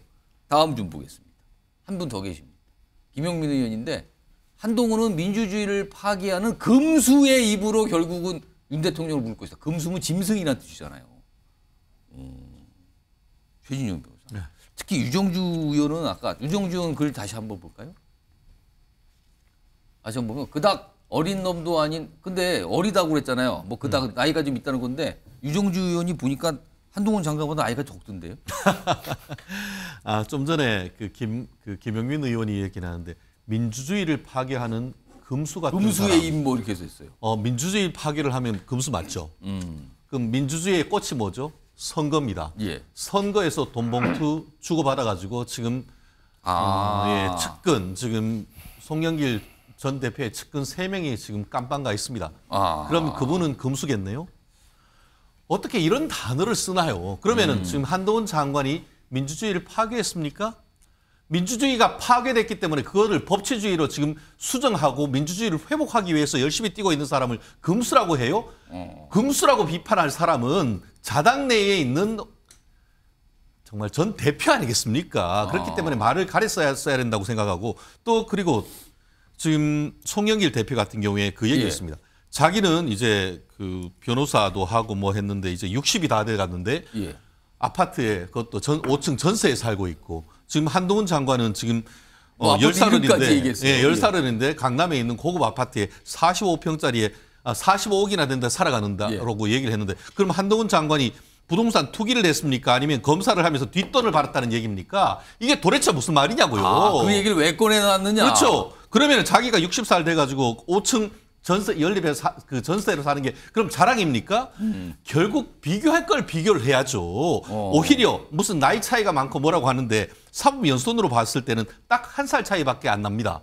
사법연수원 그 송영길 대표는 94년 연수원 그 26기고 그 한동훈 장관은 연수원 27기란 말이에요. 거기다가 송영길 대표는 변호사까지 했던 사람이에요. 비교할 걸 비교를 하세요. 제대로. 참 말씀을 드리고 싶어도 좀 비교. 최진영 변호사가 막 그냥 뭐가 이렇게 확 올라오셨나 봐요 지금요. 막 그냥 쏟아내셨는데 박상현 교수님. 민주당 인사들이 한동훈 장관에 대해서 좀 도가 지나친 발언들이 많이 나옵니다. 이유는 저는 뭐 검찰에 대한 적대감도 있고 플러스 저는 기본 태도에 대한 문제라고 봐요. 태도. 근데 제가 이제 이 얘기를 하는 게 뭐냐면. 보수 인사들이 또는 국민의힘 쪽에서 이준석 전 대표를 뭐라고 부릅니까? 하나, 둘, 셋, 3가지라고 부릅니다. 아까 인터뷰에서도 나왔어요. 조원진 대표도 그 표현을 국민의힘 인사들 다 그렇게 얘기를 합니다. 그런데 여기에 대해서는 아무도 문제 제기를 안 해요. 민주당이 한동훈 장관에 대해서 얘기하는 것도 출발점, 원인은 똑같습니다. 야당, 국민의 대표에 대해서 기본적인 예의를 가져라. 민주당에 대해서 잠재적인 범죄자 취급하고 몰아세우고 그리고 기본적인 예의를 지키지 않고 여기서부터 시작하는 것도 굉장히 큽니다. 자, 이런 공통점에 대해서 이준석 전 대표에 대해서 3가지 얘기할 때는 아무 문제 안 되고 여기는 왜 그 얘기를 안 하는가? 한동훈 장관에 대해서 얘기하면은 아주 그냥 난리가 나요. 저는 좀 기준은 좀 일관됐으면 좋겠다. 저는 둘 다 문제라고 봅니다. 둘 다 저는 한동훈 장관에 대해서 도가 지나치다고 봐요. 비판할 부분 분명히 비판해야죠. 장관이 법무부 장관인데 법령을 위반한 시행령을 하고 있어요. 이런 부분에 대해서 민주당이 조곤조곤 비판하면 됩니다. 또 인사검증 뭐 굳이 환관 얘기할 필요도 없어요. 인사검증을 과거에는 청와대 인사처장이 했는데 지금은 법무부에서 하고 있잖아요. 그런데 검증됐습니까? 기본적인 검증 안 되고 있어요. 누구도 책임지지 않습니다. 여기에 대해서 조곤조곤 얘기하고 비판하면 됩니다. 굳이 거기다가 환관 안 붙여도 국민들은 다 이해한다라는 거죠. 최인영 변호사께는 이 3가지 어떻게 생각하세요? 한동훈 장관이 송영길 씨라고 했습니까? 네? 그랬습니까? 한동훈 장관이 죄가 없는 사람을 죄가 있다고 했습니까? 그저 바뀐 거는 다른 그 국무위원들 같은 경우에는 민주당 의원이 혼내면은 네, 명심하겠습니다. 했는데 그것을 받아쳤다는 것밖에 안 그런 거 아닙니까? 결국은 그거에 대한 제대로 된 반박을 하니까 그걸 재반박을 못하고 그냥 화만 썩이다 하니까 결국 저렇게 감정적으로 나오는 건 아니겠습니까? 본인들의 잘못에 대해서 한 번 더 다시 생각해야 되는 것이지 한동훈 장관을 탄핵한다고 될 일입니까 지금? 근데 결국은 지금 탄핵 얘기 나왔지만 탄핵돼서는 안 됐는데 이런 가운데 이런 지금 민주당 의원들이 아까 말한 어떤 발언 릴레이, 글 릴레이잖아요. 비판하는 이와 관련해서 국민의힘의 반응이 나왔는데 이겁니다. 이건 민주당의 품위를 잃어버린 거친 막말에 참담하다. 상스러운 말 되풀이하며 극단 지지층의 지원을 호소하는 건가? 이겁니다 지금 최수영 총리가. 그러니까 지금 송영길 전 대표는 그렇다 치고요. 민영배 의원, 그다음에 유정주 의원, 그다음에 김용민 의원 경우에는 조금 더 나가서 그걸 이어봐서 가고 있단 말이에요. 이거는 이른바 민주당의 강성 지지층의 어떤 환호를 받기 위한 이렇게 국민의힘에서 보고 있는데 어떻게 판단하세요? 저는 뭐 합리적인 분석이라 봐요. 공천이 가까워질수록 아마 윤석열 대통령과 한동훈 장관을 향한 발언의 수위와 그다음에 공세는 더 거세질 거라고 봅니다. 지금 그래서 국민의힘 논평 중에 품격이라는 말을 했잖아요. 품격의 품자를 한자로 풀면 입구자가 3개입니다. 그렇죠. 입이 모아져서 그게 그 사람의 격이 됩니다. 근데 지금 릴레이 챌린지 하잖아요. 한동훈 모욕 챌린지 하는 건 아닙니까 지금? 우리가 챌린지라는 건 좋은 의미에서 선한 행동을 하기 위해서 계속 누가 누구에게 이어서 가서 결실을 맺어서 사회적인 메시지를 던지는 게 챌린지 운동인데 이거는 지금 욕보이기 챌린지, 모욕 챌린지 아닙니까? 근데 저는 지금 다 말씀에 동의하는 거예요. 그럴수록 한동훈 장관만 커집니다. 그리고 많은 국민들이 바라보기에 이게 한동훈 공포증이 있구나. 한동훈 포비아구나. 윤석열 대통령을 그렇게 공박해서 이른바 검찰 개혁 얘기하다가 결국 윤석열 대통령을 민주당의 검찰총장을 대통령으로 만든 정권이 민주당인데 아직도 반성하지 못하고 그렇게 하는구나. 사실 그 민주주의 훼손 얘기하지만 정말 그 민영배 의원이야말로 검수완박 법안 통과할 때 탈당해서 탈당. 그다음에 자기가 법안 심사 소위에 무소속으로 가가지고 그걸 형해화시켜서 결국에는 그걸 통과시켰다 나중에 복당하는 그런 꼼수 쓰지 않았습니까? 누가 민주주의를 무너뜨리고 형해화시켰습니까? 저는 그런 측면에서 말의 힘을 가지면 메신저가 똑바라야죠. 그런 점에서 동의를 받기 어렵다라는 말씀입니다. 하여튼 송영길 전 대표 하여튼 논란이에요. 지금 이게 이어졌고요. 그리고 따라하시는 분 같은 분들이 나타나서 좀 전해드렸고요. 이런데 가운데 송영길 전 대표 입에서 신당 총선 관련된 이런 얘기가 오늘 또 나왔거든요. 그 얘기 좀 들어보겠습니다. 전국구용 신당이 만들어질 수밖에 없고 저 역시 이것을 심각하게 고민하고 있다는 말씀을 드리겠습니다. 민주당을 견인할 수 있는 정당이 필요하다고 생각합니다. 이렇게 전국구의 공간이 열리게 되면 조국 장관도 뭔가 자기의 명예를 회복하기 위한 그런 것을 도모할 수 있다고 생각합니다. 모든 가능성을 열어놓고 고민하고 있습니다. 윤석열 대표가 오전 라디오에서 비례신당 창당 가능성을 열어놓았다고 했는데 아마도 원내대표님께서는 그렇지 않기를 원하시고 계실 겁니다.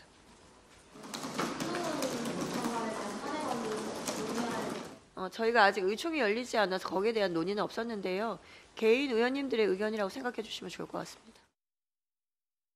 자, 민주당 소속이신 성주현 부의장. 네.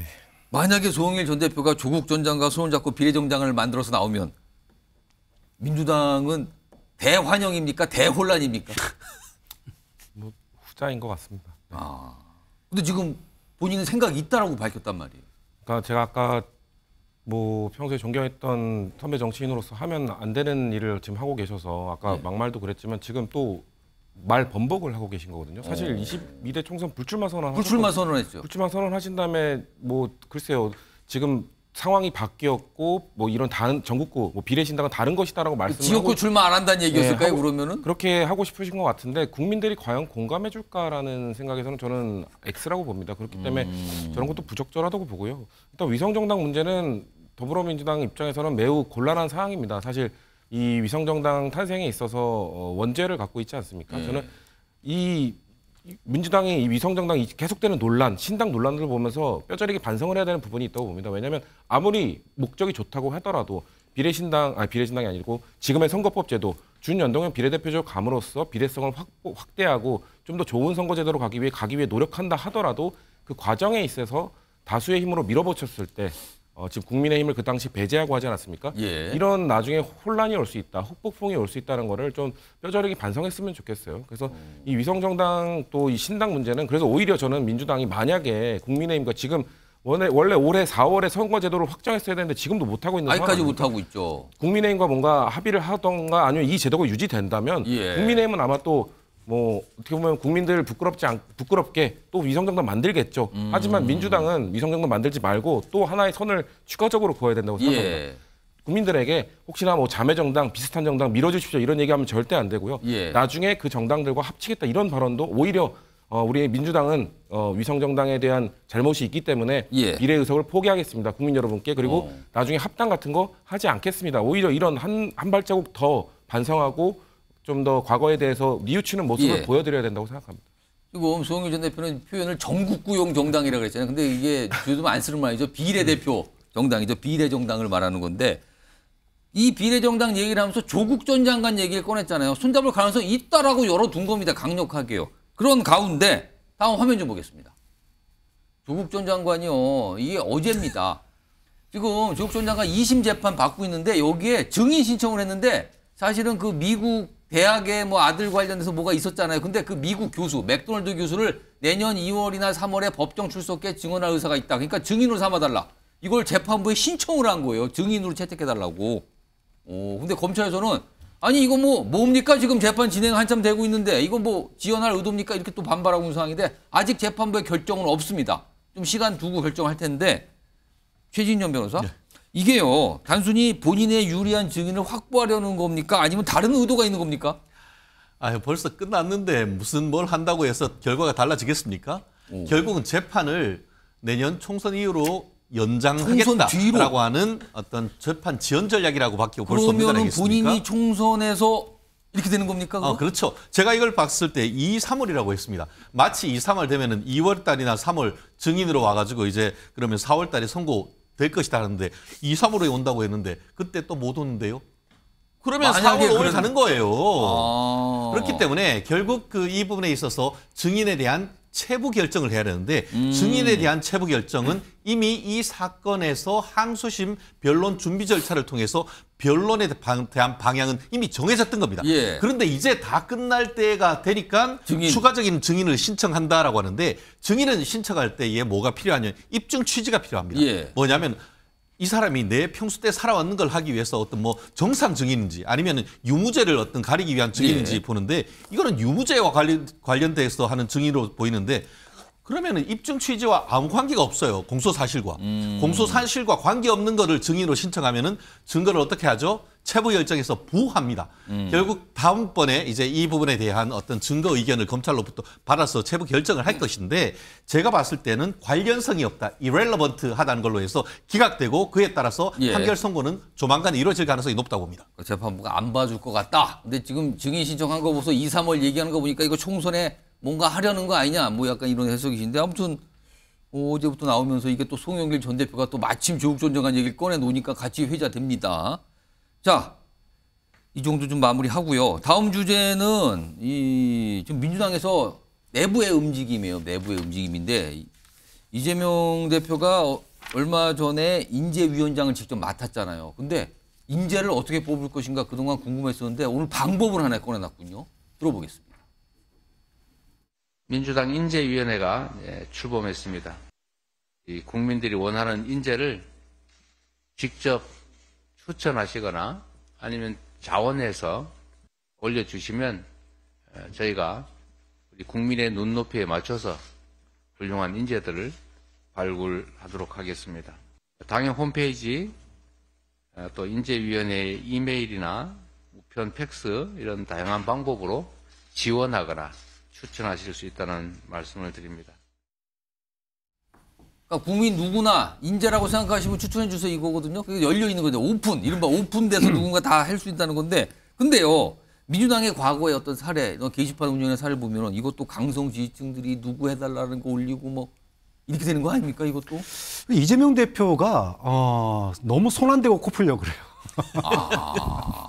이게 인재 국민 추천제 이렇게 해놓으면 명분은 그럴싸합니다. 국민의 뜻을 받는다. 그렇죠. 소통한다는 느낌도 있고 다 있는데 그럼 결과는 어떠냐? 그럼 여기를 통해서 인요한 위원장처럼 이런 소위 국민의 눈길을 사로잡는 새로운 신선한 인물들이 발굴되느냐? 그렇지 않거든요. 과거에 가장 영입이 잘 됐던 사례가 비대위원장한테 권한 넘기고 문재인 당대표 시절에 본인이 직접 새로운 인사들 발굴했습니다. 찾으러 다니고. 이름 잘 모르더라도 그분이 어떤 사람이다가 밝혀지고 한 명 한 명 밝혀질 때마다 언론이 환호를 했었어요. 굉장히 중도 확장성을 가진 인물들이 많이 영입됐었거든요. 그런 과정을 이재명 대표가 이번에 보여줘야 되는 거지. 좋은 분들 추천해 주세요. 그중에서 잘 고를게요. 뭐 이메일로도 받고요. 게시판 받고요. 팩스도 받고 다 받는다 그랬어요. 이렇게 해가지고는 인재 영입에 어떤 국민들에게 감동을 줄 수가 없다. 좀 그런 점에서 이거는 뭐 저는 뭐 소통의 한 방법이고 설마 이게 끝일까? 그래서는 안 된다. 그렇게 봅니다. 그럼 주로 올리시는 분들이 또 주로 계시잖아요. 그럼 주로 올리시는 분들의 의견만 또 반영되는 거 아니냐 이런 시각도 있는데 이건 또 봐야 되고요. 이런 가운데 이제 비명계 의원들 뭐 모임도 만든다 그러고 뭐 한 4분, 5분 얘기가 계속 나오는데 이 얘기를 또 오늘 하셨군요. 이것도 이재명 대표와 관련돼 있는데 일단 들어보겠습니다. 당연하죠. 그거는 노무현 대통령이 어떻게 해서 대통령까지 됐나라고 하는 거를 유추해 보면 당연히 그렇습니다. 저는 고향이 최적격이라고 생각합니다. 안동. 이재명 대표와 이재명 대표의 측근들이 먼저 선택해 준다면 난 언제든지 당이 가라는 데 가겠다. 이원우 의원 말은 이재명 대표가 안동 그리고 측근들이 뭐 영남권 출마해 보세요. 그럼 저는 당이 그냥 시키는 곳에 갑니다. 이거거든요. 성추환 부의장. 이재명 대표의 이른바 험지 출마론이거든요. 이거는 지금 당에서 전혀 안 통합니까 지금? 오히려 지금 뭐 당대표께서 본인의 유튜브 계정에 그러니까 그 지역을 도시는 모습을 또 올리셨고 계양에서 뭐 거기 주민들 만나는 모습. 그렇기 때문에 그 뭐 사실상 지금 반대 거부 의사를 지금 밝히시고 있는 것 같은데 저는 사실 안동 출마하시면 또 대선 후보 지지율 5% 이상 바로 오를 거라고 생각합니다. 5% 이상 오른다고요? 저는 그리고 안동 출마하시면 저희 세대 제가 가진 모든 역량을 동원해서 선거운동 도와드리고 싶습니다. 그런 험지 출마를 하는 희생을 보여주신다면 당연히 당 대표가 그런 희생을 하시는데 당 사람들 모두가 역량을 집중해야죠. 근데 이런 얘기하면은 뭐 다들 이런 얘기 하거든요. 그러니까 그럴 뿐이었으면 뭐 인천 계양을로 갔겠냐. 그런 얘기하는데 그 얘기는 꼭 따라와요. 저는 근데 그러면 오히려 사람들이 그렇기 때문에 예측을 안 하고 예상을 안 하고 안 그럴 것이라고 생각하기 때문에 이럴 때 결정하면 오히려 반전이 될 수 있다. 오히려 더 효과가 클 수 있다는 말씀을 드리고 싶고 그리고 그래서 이런 얘기합니다. 인천 계양을 주민들에게 예의가 아니다. 이런 얘기도 하시는 뭐 타당한 이야기라고 생각하는데 그렇다면은 경기도지사 하시다가 계양으로 가신 거는 그럼 경기도민에게는 예의였습니까? 그러니까 저는 그거는 그냥 정치적 핑계에 불과하고 좀 더 희생하는 모습을 보여주시면 전 이재명 대표 지금보다 더 올라갈 수 있다고 생각하기 때문에 왜 지금 뻔히 길이 보이는데 왜 안 가시는지 솔직히 답답합니다. 성추환 부의장이 이거 방송 끝나고 또 혹시 막 문자 받으시는 거 아닌지 살짝 그런 생각 좀 드는데요. 5% 올라가고요. 거기 가시면 제가 적극 다 싸들고 가서 돕겠습니다. 이 말씀을 해주셨어요.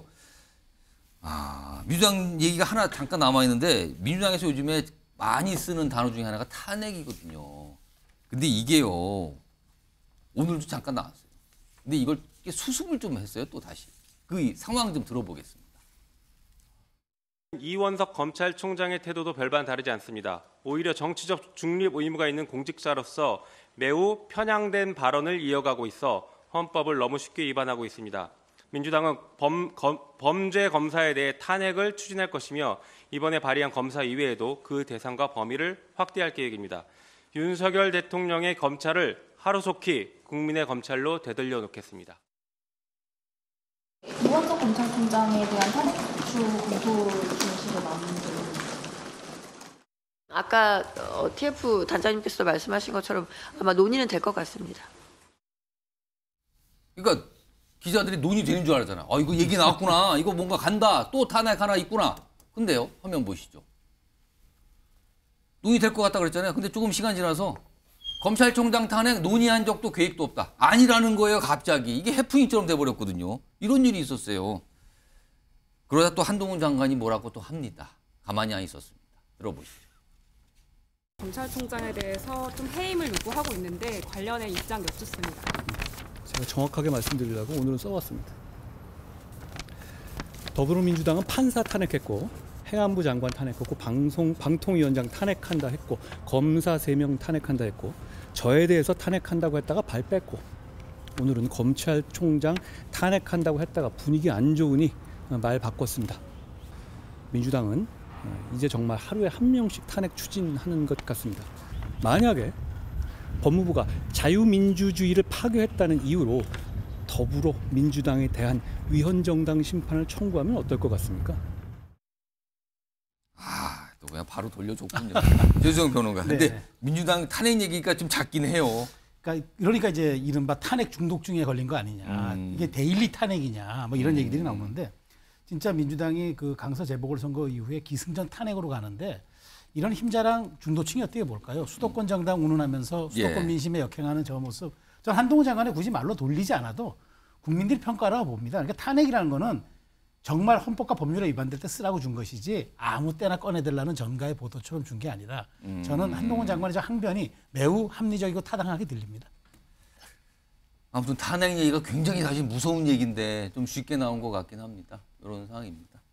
자, 일단 요 정도로 좀 마무리하고요. 마지막 주제가 준비되어 있는데 어젯밤에 야구 보신 분들은 아마 이런 모습도 나타나는구나 이렇게 생각하신 분들이 있고요. 팬이 아니셔도 아마 주의 깊게 보실 것 같은데 마지막 주제 제목으로 준비되어 있습니다.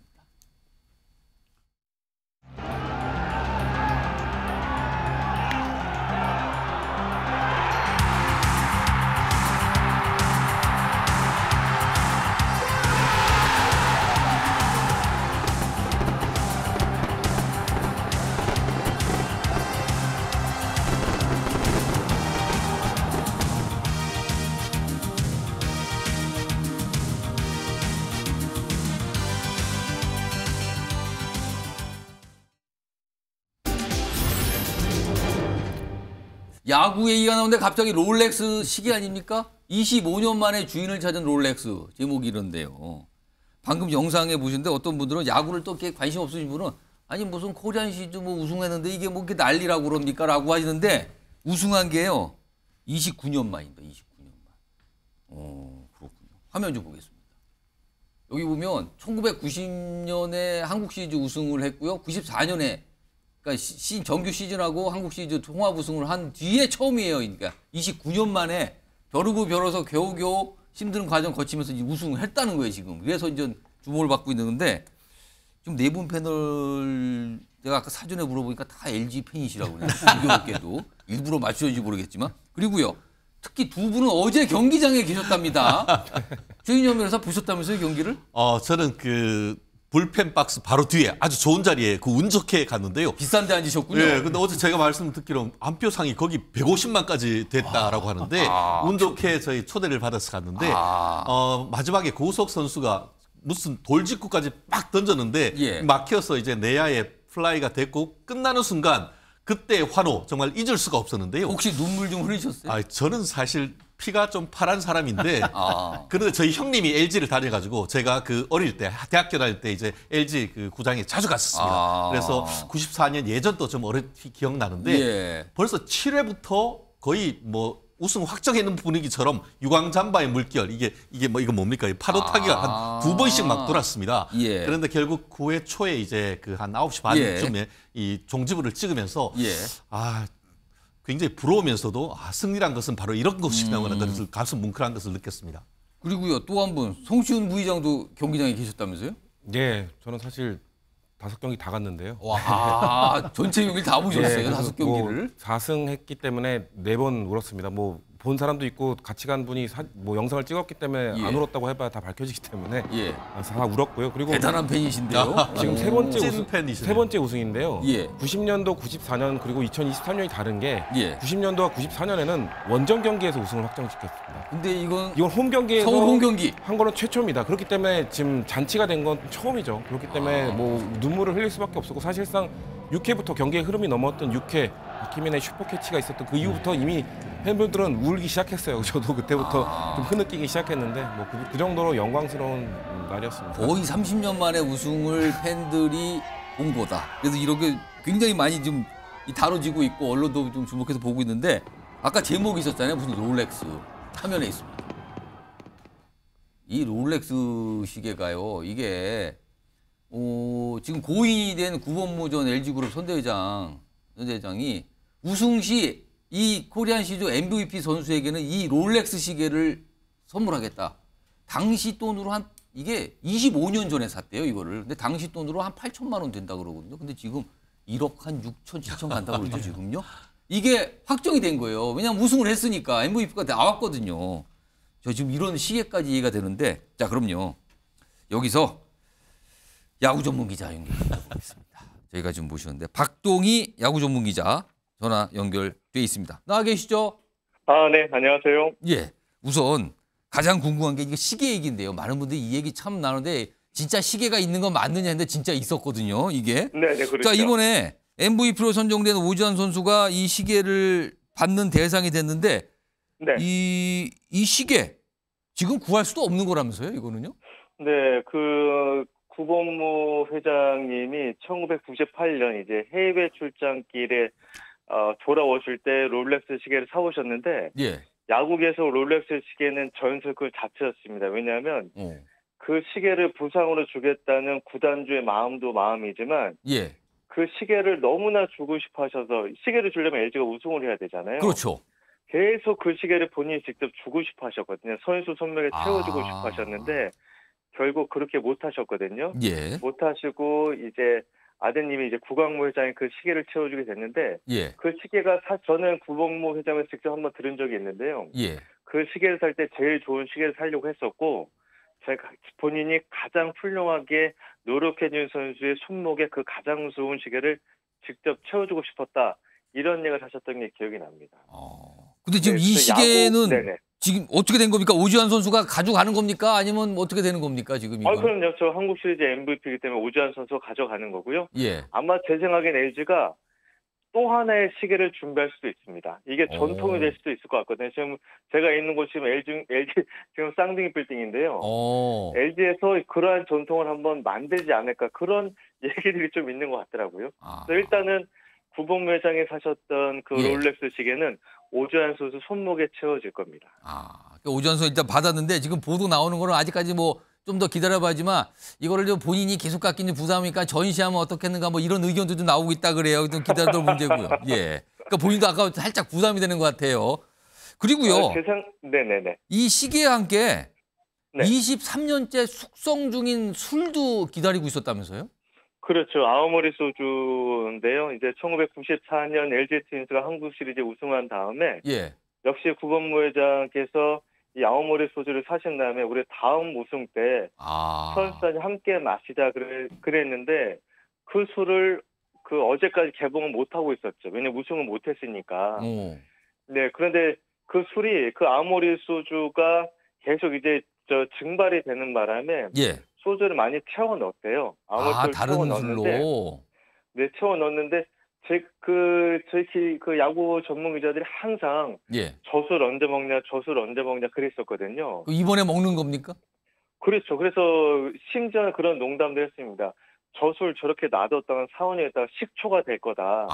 그런 얘기를 하기도 했었는데 식초가 되기 전에 이 술이 29년 만에 개봉될 것 같아가지고요. 지금 LG 선수뿐만 아니라 LG 팬들도 굉장히 즐거워하고 있습니다. 지금 이런 선물들을 미리 준비한 거잖아요. 수십 년 전에 미리 우승을 생각하면서. 그러면은 이게 이제 고 구본무 LG그룹 선대회장인데 지금 야구계에서 기억하는 이 구본무 회장의 모습은 어떻습니까? 야구단 구단주를 보통 회장님들이 많이 맡으시는데 이 야구단의 사업적 목적 아니면 본인의 친척보다 더 우위에 있고 싶다는 걸 과시하기 위해서 구단주가 되는 사람도 있고요. 그리고 선택 회장들이 했으니까 억지로 하는 사람도 있고 그리고 정치권의 권유 때문에 어쩔 수 없이 하는 구단주도 있는데 LG와 두산 유일하게 정말 야구가 좋아서 야구단이 이끄는 분들인데요. 구본무 회장 같은 야구를 얼마나 사랑했냐면 1990년대 중반에 대한민국 최초의 돔구장을 LG가 지으려고 했거든요. 정부나 서울시의 도움을 받지 않고 LG가 직접 지어서 대한민국 사람들의 가장 질 좋은 야구를 보여주겠다. 비가 와도 눈이 와도 야구를 볼 수 있게 해주겠다라고 했던 게 바로 구본무 회장의 야심찬 계획이었었거든요. 예. 축구계의 반대와 IMF 때문에 그 꿈이 실현되지 못했는데 예. 구본무 회장의 야구는 나 혼자 즐기는 게 아니라 야구를 좋아하는 모든 사람들과 함께 즐기는 그런 대상물이었거든요. 그래서 지금도 야구계 전체가 마찬가지예요. 그 야구인들이 예. 두산과 LG가 야구를 사랑하는 마음은 단 1% 의심하는 사람이 없을 겁니다. 근데 이렇게 정성을 들이고 선물까지 미리 준비될 정도로 굉장히 정성을 들이고 아끼고 그랬는데 네. LG 트윈스는 왜 한국 시리즈 우승까지 29년이나 걸린 겁니까? 그게 의문이네요. 네, LG가 보면 2군 훈련장도 대한민국에서 가장 좋고요. 예. 선수단 운영비도 가장 많이 되고 예. 심지어는 다른 팀 선수들이 LG 선수들이 먹는 음식을 보고 부러워할 정도거든요. 전주훈련에 가도 숙소도 가장 좋은 데를 쓰고 선수 연봉도 많이 주려고 하는데 예. 그 전에는 제가 봤을 때는 프런트와 그 현장 야구인과 호흡이 안 맞거나 아니면 이름값이 높은 감독이나 말 잘 듣는 감독만 데려왔는데 예. 이번 같은 영경혁 감독이랑 정말 좋은 지략가를 데려왔거든요. 영경혁 감독은 야구인 출신 가운데 이 1990년대에 현역 선수 야구는 못했지만 야구인 출신 가운데 유일하게 엑셀과 파워포인트를 했던 사람이에요. 파워포인트를 다루는. 네. 현역 은퇴하자마자 본인이 학원 가서 이 엑셀과 파워포인트 한글을 배워서 본인이 직접 이제 프론트 갔을 때 문서를 작성했는데 그게 얼마나 대단한 거였냐면요. 옛날 야구 선수는 그거를 하라고 하면 전혀 안 했어요. 예.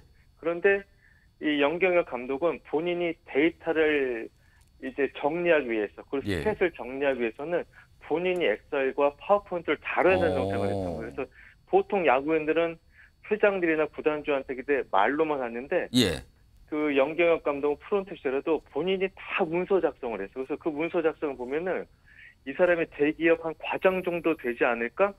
라는 정도 정말 문서를 정성스럽게 잘 만들었는데 그게 뭐냐면요. 그만큼 말로만 하는 야구, 느낌으로만 야구가 아니라 기록과 데이터와 그리고 감을 중시했던 거죠. 네, 이 감독이 왔기 때문에 LG 트윈스가 지금 29년 만에 우승할 수 있었던 게 아닌가 싶습니다. 자, 박동영 기자 지금 우리 이 뉴스와이드 프로그램에 지금 4분 패널 나와 계신데 모두 다 LG 팬이라고 밝히셨어요. 근데 질문을 하고 싶다는 분이 계신데 최수영 평론가 일단 질문 먼저 하세요. 네, 박 기자님. 하나 궁금한 거 하나 여쭤보겠는데요. 사실 올해 LG가 정말 막강전력이더라고요. 그래서 팀 타율하고 출루율, 장타율 전부 리그 1위를 했는데 이 정도 전력이면 내년도 뭐 우승 가능하지 않겠습니까? 전문가로서 어떻게 보세요? 바람을 얘기하신 건가요? 제가 어제 우승할 때 그런 얘기를 했어요. 방송에서 무지개를 보려면 쏟아지는 비를 참아야 되는데 그 쏟아지는 비를 예전에 29년간 참았거든요. 1990년대 가장 강한 팀이 LG 트윈스였거든요. 90년, 94년 우승과 함께 또 한국 시리즈를 그 다음에 2번이나 진출했는데 제가 봤을 때는 올해 우승뿐만 아니라 그 다음에도 LG가 충분히 우승 후보가 되게 부족함이 없다고 생각을 합니다. 자, 이번에 박찬영 교수님도 질문 하나, 여기 박찬영 교수님도 팬이라고 밝히셨는데 질문하시죠. 그 29년 만에 우승으로 그 LG 눈물의 그 축하를 했는데 혹시 지금 LG 쪽에서 그 팬들과 함께하는 무슨 축하 행사라든지 아니면은 사실 국민들이 혹시 LG에서 축하 세일하지 않나 할인 행사 이런 것도 얘기가 나오고 있는데 혹시 좀 들은 얘기 있으십니까? 지금 제가 알기로는 대대적으로 준비하고 있는 것 같고요. 예, 그리고 LG가 글쎄요, 제가 LG 최양진인지 모르겠습니다. LG는 야구를 진심으로 대하는 그룹이기 때문에 지금 패널 선생님께서 말씀하신 그런 다양한 팬 서비스 준비를 할 것 같고 제가 듣기로는 LG 팬만이 아니라 대한민국 전체를 대상으로 한 이벤트를 계획 중이라고 합니다. 여러 가지인데 마지막 질문 제가 한 1분 정도 시간이 있어 짧게 드리겠는데 사실은 29년 만에 이게 우승이라 그런가요? 그래서 다른 구단 팬들도 축하를 한다는 분위기가 있는데 전체적인 지금 야구의 분위기는 어떻습니까? 지금 가장 배합하는 팬들은 롯데 자이언츠고요. 롯데 자이언츠는 1992년 우승 이후 지금 우승이 없거든요. 그나마 LG 같은 경우는 우승할 때마다 통합 우승이었었잖아요. 정규 시즌도 굉장히 우승을 하고 한국 시리즈 우승을 차지했는데 사실 롯데 자이언츠는 1984년 우승도 정규 시즌 우승은 아니었었고요. 그리고 1992년 우승도 정규 시즌 우승은 아니었거든요. 예. 근데 지금 롯데가 LG를 보면서 롯데 팬들이 우리도 할 수 있다는 얘기를 지금 좀 하고 있는 것 같고 좀 부러워하는 것 같고 예. 또 하나 이글스 역시도 1999년이 예, 예. 마지막 우승이었거든요. 예. 그래서 이 하나와 롯데 팬들에게는 LG 트윈스가 시샘의 대상이기도 하지만 예. 우리도 할 수 있다라는 그런 롤모델의 대상이 되고 있는 것 같습니다. 자, 지금까지 박동희 야구 전문 기자였습니다. 고맙습니다. 네, 고맙습니다. 롯데 팬들과 하나 팬들이 제일 부러워할 거다. 우리도 할 수 있다. 왜 저기만 하느냐. 약간 이런 분위기네요. 각 구단에서도 뭐 분위기 보도되는 거 보면은요, 다 축하하고 있다. 워낙 거의 30년 가까운 세월 만에 우승을 했으니까요. 다들 축하를 받고 있다고 합니다. 알겠습니다.